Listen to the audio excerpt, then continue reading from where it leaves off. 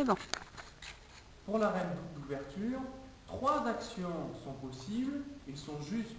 On peut faire tourner la main autour du coude. Et on peut faire tourner le coude autour de la main. Et on peut aussi faire un petit peu des deux. Ce qui est sûr, c'est que la guérinière, qui est là-bas, a écrit que lorsqu'on avait un jeune cheval comme celui-là, qui a 3 semaines et demie de travail après notre débourrage, il fallait avoir la reine intérieure plus courte que celle extérieure parce que la vrille du corps n'était pas suffisante pour faire tourner le cheval.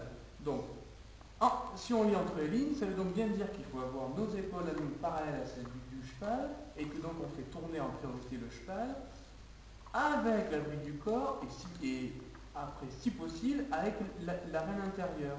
Et tous les grands auteurs après la guérinière sont d'accord pour lui donner raison en disant que sur un cheval qui est à peu près mis, il faut tourner avec l'épaule du dehors, c'est-à-dire la reine extérieure.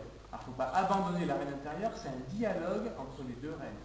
Donc, pour faire une volte à gauche, et donc incurver mon cheval à gauche, la jambe gauche, la jambe intérieure et à l'ensemble, permet d'incurver le cheval, d'entretenir l'impulsion, je pèse à droite et je vrille mon corps à gauche, qui fait que là, par exemple, on est bien à droite du cheval, je vrille mon corps, je pèse à droite, mais le cheval s'incure déjà tout seul, là, je titille un tout petit peu et voilà, et ma reine est molle, elle ne sert donc plus à rien.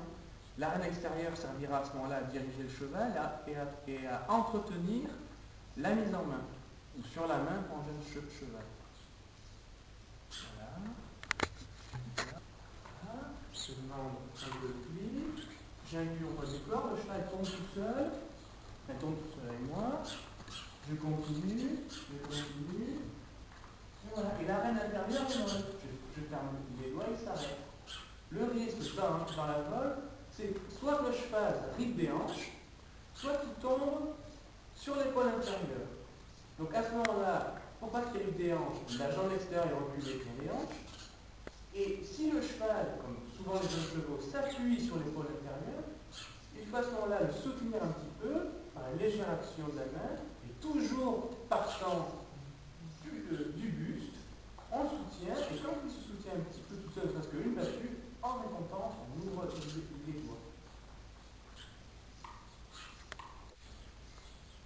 La même chose à droite, la reine intérieure donne le pli, une fois que le cheval donne ce pli, la reine intérieure est donc molle, il n'y a pas de raison de demander plus, c'est le cheval qui a, c'est dans la main qui avance, et je vais faire une demi-volte à droite, et je vais la demander avec une action discrète de la main intérieure, ce sera quand même une règle d'ouverture, parce que je vais aspirer le garrot vers la gauche, et ma main restant en place. La main ne bouge pratiquement pas, mais c'est l'incurvation de la colonne vertébrale qui fait la règle d'ouverture. Donc je vais peser sur la fesse gauche, jambe extérieure reculée qui tient les hanches, jambe droite à l'ascendant pour que je fasse un autour, et peser sur la fesse gauche, et je vais être dans mon dos et vriller mon épaule droite.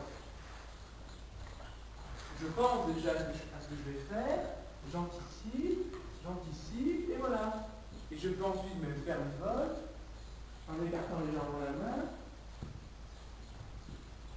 la refaire, sans trop bouger la main, voilà. Le cheval tombe tout seul. Voilà, il en avance. Je ferme les doigts délicatement sur les rênes et il s'arrête. Voilà. Il n'y a pas de raison de se brancher sur la reine intérieure en poussant comme ça. C'est contraire à tout ce que les grands écuyers ont écrit. La reine des reines et la reine du dehors. C'est pas pour autant, encore une fois, qu'on oublie la reine intérieure.